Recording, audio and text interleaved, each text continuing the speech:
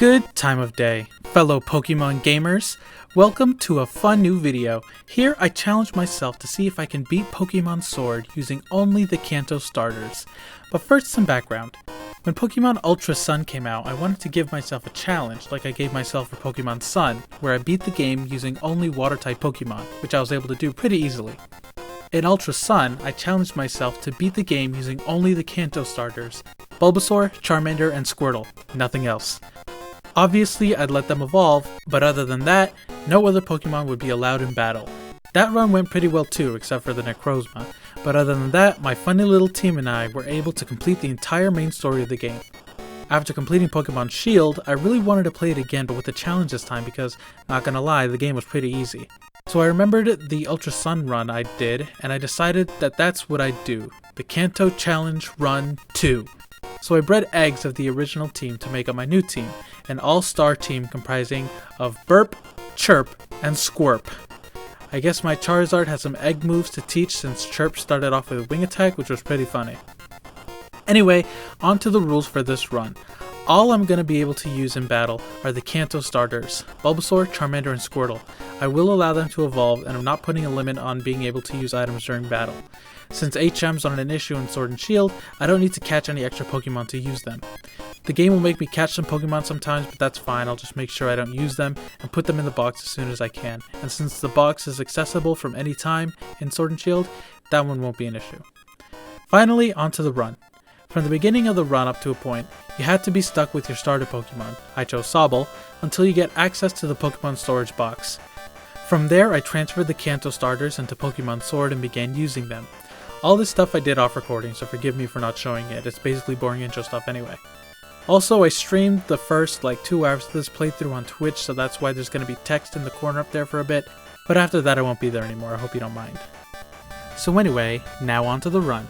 After we get our team set up, we run over onto Route 2 and have Hop chew our ear off. We meet Leon and he teaches us stuff we're not going to need to know, run on down to Magnolia's house, and battle some trainers along the way. Since it's a starting area, these guys aren't too tough, so we're able to take care of them no sweat. My guys level up pretty quickly and we're already pretty close to level 10 by the time we get to Magnolia's house. We fight Hop and see just how over leveled we are at this point, which definitely won't be a problem, right? Anyway, we handle Hop, get our Dynamax What's-A-Who's-Its, and go on our way again. Not before we grab ourselves some new threads though. We get to the station to continue our journey, face some more story nonsense, and end up in the wild area. We make our way to Motostoke, and this time Sonia talks her ear off. She teaches us about the Rotomi machine and stuff in the Pokemon Center, but we don't really care about that stuff, we already know about it. We get ourselves a new hairdo too. Since we're doing a Kanto challenge and Gen 1 is old, let's make her look like a little grandma, huh? Anyway, we head on up to the stadium, pick out our funny little number, and head over to the Badoo Inn to advance the plot. We meet Team Yell and have to beat this band of bozos before we continue, and there's a big bunch of bozos here, let me tell ya. After getting a couple more levels, we meet Marnie, the Pokemon trainer to blame for Team Yell's existence. Now it's time to head on over to the stadium to partake in the opening ceremony of the gym challenge. Whatever, this is all story nonsense, we don't really care about that. We get access to the Flying Taxi, this game's version of the HM Fly, which will come in handy later, and we head on to the first gym. Hop wants to take a crack at our team again, and he seems to be more on a level this time, but that doesn't really matter since we can just wipe the floor with him anyway. We go back to heal up and head out to the route. We fight the trainers on the way there, mostly just fighting them and avoiding wild Pokemon encounters. We run into Sonia and get some more lore or whatever and then beat up a cop. Our Chirp evolved into Chirpmeleon, and then our Squirp followed suit and evolved into Squirptortle. And then we spin for a sec and I decided I wanted Burp to evolve too, so I gave him some EXP candy and he evolved into Burpisaur. So we head on into the caves, run around, fight some fellas, and meet a new character, it's Bede! And since I know he has Psychic-type Pokemon, I fight with Squirp since he has Bite, which will beat them all up. Watch as he eats this fetus marshmallow. So we're out now on Route 4 and we get some berries. Yummy! And there, within our sights, is the very first gym. We make our way through more trainers and down to town and meet with Milo, the gym leader we're gonna knock into the ground with our amazing team of fun friends. We find Hop and Sonia's Yamper finds us, and we go on a field trip to look at some Stonehenge and crop circles. Thanks for the history class field trip, Sonia. I went without even getting my permission slip signed. Look, I'm Chuck E. Cheese! But that's enough funning around. It's time to challenge the gym. Our Pokemon are level 20 and 21, which should be good. Except for the fact that it's really not. I totally forgot this, but after a certain level and without badges, Pokemon up to level 20 will listen to you, which means my Pokemon won't listen to me. I knew this was a thing in Pokemon games, but I'd never had that happen to me, and leveling up in this game was so fast I wasn't even grinding. I was pretty much just doing the required trainer battles. Maybe it's because the EXP is meant to be split up between more Pokemon? I don't know, all I know is this fight might be some trouble. We start off the gym challenge by running around with the woo-woo and fighting some more trainers, being sad that my Pokemon aren't listening to me. It's almost worse than slacking Shun ability sometimes. I do my best to skip this last trainer because I don't want them to get too much stronger and listen to me less, even though I don't think it works like that, but whatever, you get what I mean. And we walk up the steps onto the field. I heal up my mons and get them ready for a fight. I've been using Bulbasaur for these trainers because I wanted to make sure Charmander had enough PP for Milo, especially for his last Pokemon which he Dynamaxes. Even for the start of the Milo battle, I choose to lead with Bulbasaur so I don't have to risk Charmander losing too much health from the battle.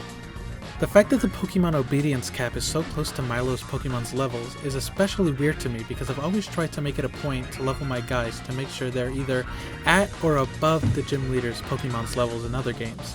So it's weird that the cap is so low. Anyway, we're fighting, and it's Dynamax time. I switch out to Chirp and he completely wastes the Dynamax.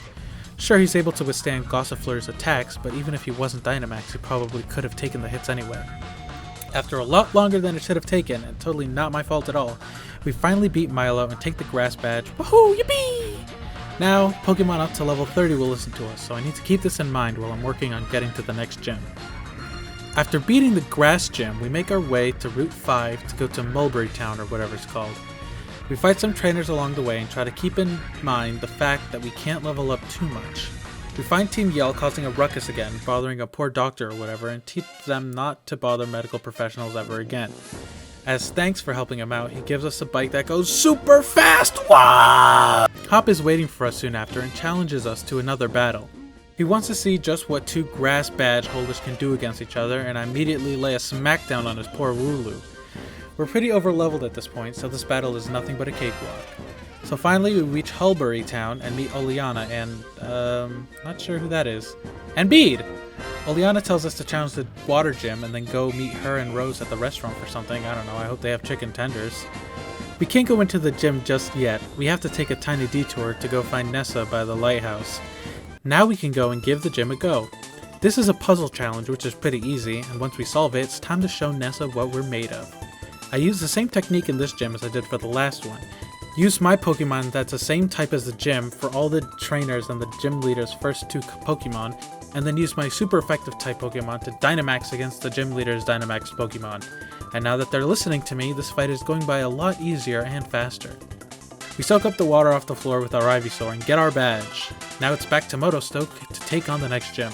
Oh yeah, not before we go to the restaurant and meet Oleana and Rose, I guess. And not before we spiffy up our trainer card.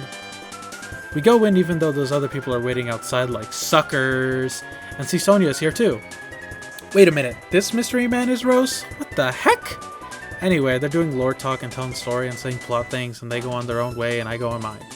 Hop finds us outside and tells us where to find Kabu, and we go on in there after him. It's not long before we see Bede again. He's being mean to us, but whatever, we'll be mean back to him. Beat up his little guys with Squirt's bite again. We go through the mine and find Team Yell here again. Not sure why they're here, honestly, I don't care, let's beat him up, Hop, what do you say? We send him running and continue through the cave and finally find Kabu. He's teaching these young Yell whippersnappers a thing or two about respect, and he tells us to go find him at the gym. Apparently it's the hardest gym ever, and this is where most gym challengers' journey ends, so let's see what happens to us in our adventure. Hop tries to tell us about Pokemon jobs, but I don't care about that, so we send him packing. We continue on through the route and make our way back to Motor City. We find Marnie and she challenges us to see where she stacks up against a fellow gym challenger, and we show her. Maybe she needs to train up a little bit more if she wants to keep up with the big dogs. We're a few levels higher than her, so this is pretty easy. After we rest up, we head on over to the gym and Hop talks to us. Bye! We set up our team using our patented technique and head on in. In this gym challenge, we have to catch Pokemon while other trainers are also trying to catch the same Pokemon at the same time. In the first battle, I took out the other trainers' Pokemon so they wouldn't be in the way. In the next battle, I just focused on catching the Pokemon that we had to. In the last one, I noticed the other trainer was trying to take care of poor little Chirp, but it didn't matter since I caught the Pokemon anyway. We cleared the mission and now we're on our way to challenge the gym leader. Since Chirp doesn't really have any moves that would do a bunch of damage to these pure fire types, I try to rely on Dragon Pulse to paralyze Kabu's Pokemon. Luckily for me, this plan goes by pretty well, but I do have to heal every so often. So Kabu's down to his last Pokemon and I switch out to Squirtle, and this is where we see the next step up from Dynamaxing Pokemon, Gigantamax Pokemon, an even stronger version of Dynamaxing that changes the Pokemon's form and usually gives them a signature move. Unfortunately for him, we take it down super quickly after it just sneezes at me. This rain is so fitting. Sorry, Kabu. We beat you up. So dramatic. Anyway, we beat him up and got our fire badge. Yeehaw! Just as we're about to leave the city, Hop and I are seen off by the gym leaders we just beat to a pulp, and Kabu gives us each a little chant to lift our spirits. We head out into the wild area to go to the next town, and Hop gets taunted off by Bede to battle, and he lets us go on our own way. So here we go, through the wild area, making our way to the next town. Bede shows up to the Papers, Please checkpoint and tries to make fun of us, but I don't care what he has to say, so we go into Hammerlock City. We have to go through some lore and story, so let's just skip that. We run into Leon, who tells us to go on another history class field trip, and we meet Raihan, the dragon-type gym leader. Then we meet up with our teacher, Miss Sonia, and I ask to go to the bathroom, but she won't let me. We escape anyway and continue on to Route 6, where we find some Team Yell hooligans hooliganing it up, so we have to battle them. The first grunt wasn't too bad, but Hop decides he wants to just stand around all day and make me fight the next one, but for some reason I had a bit tougher time with her. Those leopard slaps were just too slapping. But we managed to get by them, and Hop tells us Bede is making him feel sad, and we meet the best character in the game, Opal. We heal up and head back onto the route and fight all the trainers and stuff. Despite being at a lower level than the others, Burpee is actually the first one to evolve again, and now we have a big old Bulbasaur on our team. I decide to take a little break with the kids, and we play for a bit and cook some curry to get our energy back up before we continue on. We make it to Stow on side, and Hop wants to battle, so we kick his booty. Best character shows up again for a sec, leaving us finally able to challenge the next gym. Depending on whether you have Sword or Shield, the gym leader for this gym will be different. So in Sword, we're fighting B, the fighting type gym leader. We make it through the funny little maze puzzle and all the trainers and make our way to B. But not before Squirpy and Chirpy join Burpee in evolving into their final form. Now we have Blastoise and Charizard. B's gym marks the first gym in this challenge where I don't exactly have a clear type advantage over her type, so it's not as easy a sweep as the other gyms thus far, but either way we're still able to make it through. The Surfetched gave me a bit of trouble since Squirp's Aquatail kept missing, but we sent that chicken across the road. Finally, her Gigantamax Machamp is up, and we decided to use Chirp and his flying type move to beat her up. Not a one-shot, but her attack isn't enough to be any real danger to us right now, so we're able to send that meathead back to the showers. And with that, we've managed to secure the fighting badge. I don't think we'll have any real issue with our Pokemon's level and obedience anymore, so maybe some grinding could be handy sometime soon. We head out to find a cutscene and Sonia has us follow her to find out what that big sound was. As it turns out, Bede is causing some trouble and is trying to use one of Rose's Pokemon to destroy a historic mural in search for the lore stones, which we don't care about, we'll just battle him to stop him. We're quite a few levels higher compared to his Pokemon, so that helped this battle go by a little faster. Not like it was going to be tough with Squirt biting everyone. We battle him, Rose and Oleana show up, and they give him the best "I'm not angry, I'm disappointed" speech, and revoke his sponsorship so he can no longer participate in the gym challenge. He is then forcibly removed from Bellinoches, and we get a little bit more lore, but who cares, so now it's on to the next area. We go through the funny mushroom forest and fight people. It was easy, let's just move on to the gym. We get on in there and see Marnie, who gives us her card, and we finally go to challenge the gym. Opal's whole challenge is that she's looking for someone new to take over as a gym leader, and with how I look, you'd think I'd be a shoo-in for the position, huh? Anyway, we get up on stage and perform our little battles, and I do great because Charizard toasts all these little marshmallows. On to the gym leader battle, and we lead with Charizard, who does well until Togekiss decides to start throwing rocks, so we have to switch to Blastoise, who gets rocked. We got Togekiss's health low enough where Chirp can come back to beat up Togekiss and Mawile too. Opal sends out her last Pokemon, Funny Cake Friend, but we use Burp to slurp up that cream and we take the win, babies, that's what I'm talking about. Unfortunately, we're not what she's looking for as a protege, so I guess it's just on to the next gym, I suppose. She's nice enough to bring us over to Hammerlock, and we see Bede, who Opal decides is fairy gym leader material, which totally doesn't hurt my feelings. Like, I'm not here, right? Like, I totally didn't want to be the next fairy gym leader, but no, whatever, it's fine, I don't care. I get to continue my champion journey, whatever, who cares? Who wants to be a fairy gym leader anyway, whatever, I don't care. Anyway, we head on over to Route 7 after more lore, and we gotta fight Hop. Apart from the Snorlax, this was a pretty easy fight. We head on to Route 8, which is a really weird route, but nothing important happens here, so let's just skip it. We finally make it to Sirchester, where we'll challenge the next gym leader, Gordy of the Rocks, which is the second of two gym leaders that are different whether you're playing Pokemon Sword or Pokemon Shield. After a quick sec in the clothing store, we head to the gym and see Hop, who gives us a challenger card. Anyway, we head on into the challenge, which is a vibration maze, and the way my character is uncomfortably looking at this doohickey newfangled technology what's it makes me really feel like this little grandma would have been perfect as the fairy type gym leader replacement, but whatever. Anyway, we get through it after a bit of struggle and make it to Gordy. He says his team is undefeatable, a rock team, against me with my water and grass type. Yeah, right. Anyway, we take out his team and his Gigantamax Colossal and we win the rock badge. Woo! After we win, Sonia invites us to get hamburgers, and she finds that someone's napkin art on the wall was actually part of the lore, but we don't care about that, so whatever. Then she takes us to a giant bath hot spring thing, and then Hop wants to fight, on a historical spot. Please have some respect, Hop. Anyway, we beat him up for being insensitive to the culture of Galar and make our way to Route 9 and go on to the next gym. We find Team Yell bothering that bike doctor again, and we help him out, so he gives us the water upgrade to our bike so we can drive on the water, this game's answer to the Surf HM. Anyway, we make our way down the route, fighting the trainers we find along the way, and find ourselves on Terra Firma again. Unfortunately, the entrance to the next city is closed, but thankfully Marnie is there to let us in through the secret back entrance, which is weird because she won't let anyone else in like that, but whatever. Well, I guess it's because we're rivals that she did that, since she makes me fight her before I can actually get in. She's not too much trouble and we get through her. We're inside the dang city, and after doing a little spin to psych ourselves up, we head over to start the challenge, which is just a gauntlet of battles against some Team Yell folks. They're not too much trouble, and we find out that Team Yell have been sabotaging other gym challengers like me, so Marnie would be the only one progressing and therefore be the only one to be the champion or whatever, and she scolds them. Oh wait, this is lore, we don't care about that. Anyway, we make it to Pierce, who's putting on a little concert. I'm never gonna wipe my butt. And we challenge him. This battle is actually unique from all the other gym leaders, as he doesn't use Dynamax at all. Actually, whether he did or not, we would still have creamed him like we did. I like how he sings about his Pokemon's abilities as they come out, which is kind of fun, I don't know. Anyway, we win and get the Dark Badge.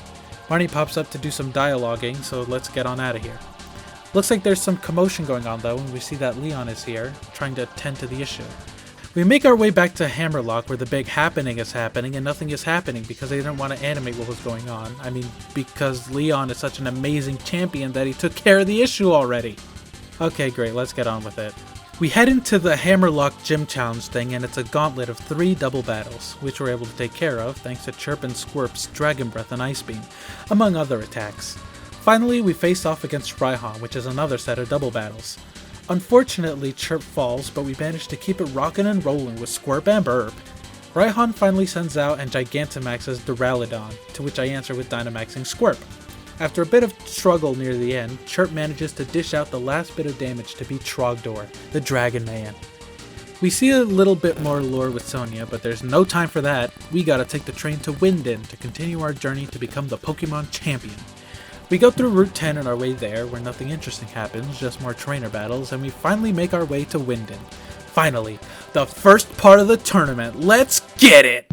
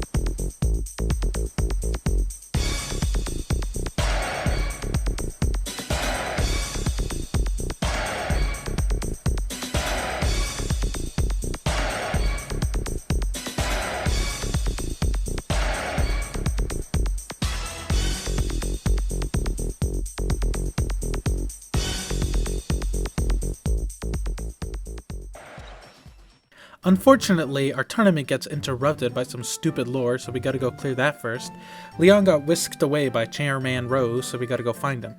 We fight through a bunch of his company's grunts and go to his Seer's Tower and go up the super elevator and find Oleana, who's stopping us from seeing him. This battle is a little rough since I started out with not a great Pokemon to start off with and didn't choose good Pokemon to switch into because I was watching a friend play Baba Is You and I was just button mashing and not paying attention. But we managed to get through her and her Gigantamax Garbodor with our Burp's normal type move, surprisingly. We find Rose and Leon and whatever, who cares, let's get on with the game. We make our way to the next part of the tournament and, oh wait, what's this?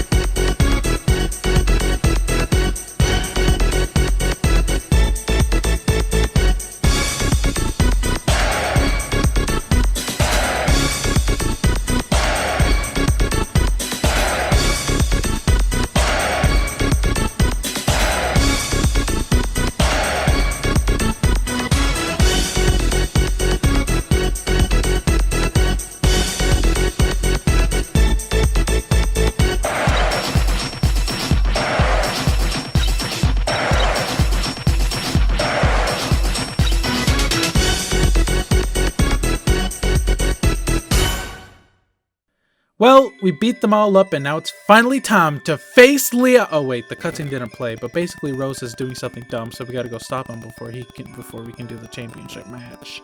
Hop and I head to the Slumbering Weald and we get some crusty dusty weapons and make our way to Hammerlock where all this fun stuff is going down. Oleana tells us that Rose did something dumb, so we gotta go stop him.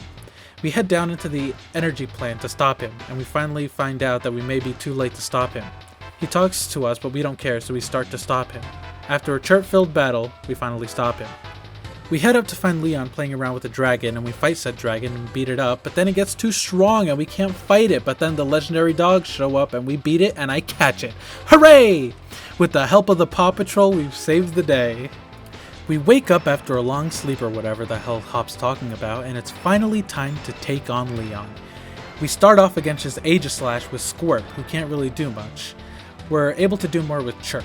Next up is Rhyperior, which I didn't see because I was skipping the text, so not the best Pokemon to fight it with. It turns out Burp is great against this dude, so we managed to kick his booty. We switched to Squirp to fight Dragapult since it has the only answer to Dragon-type on my team right now, but the dang thing has Lightning Bolt! And it's way too strong to try and heal and take a few hits, so I sent out Burp to see what it can do against it. After all, Electric isn't very effective against grass. But oh boy, what fun, it knows Flamethrower. What fun! So knowing the thing has Thunderbolt, I hope Chirp can hit fast and strong enough to take it out with Dragon Breath, and while it's slower, it manages to take a hit and beat it up. Next up is Haxorus, and boy howdy did she break that mold. We managed to do a nice big hit with Dragon Breath, but its Outrage is just too strong and knocks out Chirp. So let's see what we can do with Burp's Ice Beam. Too bad we're too slow and we lose. Ho hum. And unfortunately, I forgot to swap out my starting Pokemon, so yeah, already off to a not so great start. I have no idea how King's Shield works because Aegislash used it multiple times in a row without fail, unlike other Protect moves, and it lowered Burp's attack when my move was blocked by it. That dude deserves to be scrap metal, which Chirp saw to after being switched out to avenge his brother. We learned from the last attempt and switch out to Burp for Rhyperior, which we make quick work of. It's not a one-hit KO, but at least Burp is still standing. We switch off to Chirp to face off against Dragapult to see if we can't take it down, but Dragapult is just too fast for us to come out on top. Luckily for us, Chirp manages to hang on with just 2 little health points. Out with Haxorus again, and I manage to do a nice hit with Dragon Breath, but she takes us out with more Outrage. We send out Burp for the Hail Mary, but that dragon is just way too fast and hits way too hard. Well, third time's a charm, right? This time I remember to start off with Chirp so we can quickly deal with that bozo of a Pokemon. We knock it out and Rhyperior is next, so we switch to Burp to leave him in the dust. He tries to heal, which gives us another turn to heal with the black sludge Burp is holding, which is nice. Dragapult is next, so we swap over to Chirp. Dragapult is still too fast, not like much changed, and I decided to take the risk of attacking instead of healing Burp or something, thinking that Chirp could have withstood that second hit like last time, but unfortunately not. We send out Squirp to finish off Dragapult with an Ice Beam and it goes down. Here, I forget about how many Pokemon he has and I figure this. If I can hit Rillaboom once with Ice Beam and take him down to at least half health, I can hopefully withstand another attack, and then I could use Dynamax early to take on this Goober and then his Charizard. Luckily I freeze him and Ice Beam does tons of damage, so there's not much to worry about anymore. I'm still worried about him thawing though, so I Dynamax anyway and take him out. Here is where I notice I countered his Pokemon wrong, and I hope to gosh I can take Haxorus out in one hit, so I can at least use one turn of Dynamax on Charizard. I don't, but the hail hits and takes her out, so that was nice. Finally, Charizard comes out, and of course, it has a Grass type move and is faster than Squirp, so it's able to destroy him. I've come this far, I can't let the championship title slip through my fingers now. So I figured I'd just try to stall out his Gigantamax by reviving Burp and Chirp and sending them out to soak up these hits and make Leon use up his Gigantamax. I thought Chirp would have been a little safe at least, but no, of course Leon's Charizard would have a Rock type move too. I managed to stall out the Gigantamax and now he's on my level. I used a Max Revive on Squirp and Burp falls to a Fire Blast. It all comes down to this. Out comes Squirp and we pray that this Aqua Tail hits. For some reason he didn't use his Grass type move, which made me wonder what it was if he didn't choose it to use it to deal a bunch of damage, but I'm not gonna complain.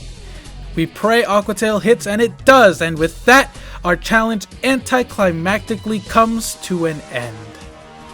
Honestly, this was a pretty fun challenge. I like doing dumb challenges like this with the games I play, and this was really up my alley. I don't think it was too difficult, but it could be made more difficult by limiting item usage and battle, but if you guys want to do that, go ahead, I'm fine with completing it like this. Thanks! Anyway, this game was easier to complete with this team than Ultra Sun was, partly because I didn't really know how to fight dragons back then, and I didn't really know Necrozma or whatever was one at all. Anyway, I was just lucky that I had an Ice Beam TM in my bag back then. And really, the only times I struggled in this game was when I had a bad Pokemon out, or because I started with a not great Pokemon for their starting Pokemon, but that's not really something you can do anything about. But at the end of the day, we finally finished the challenge. This was a fun experience to see what completing Pokemon Sword is like using only the Kanto starters. Thanks for watching, and I hope you enjoyed.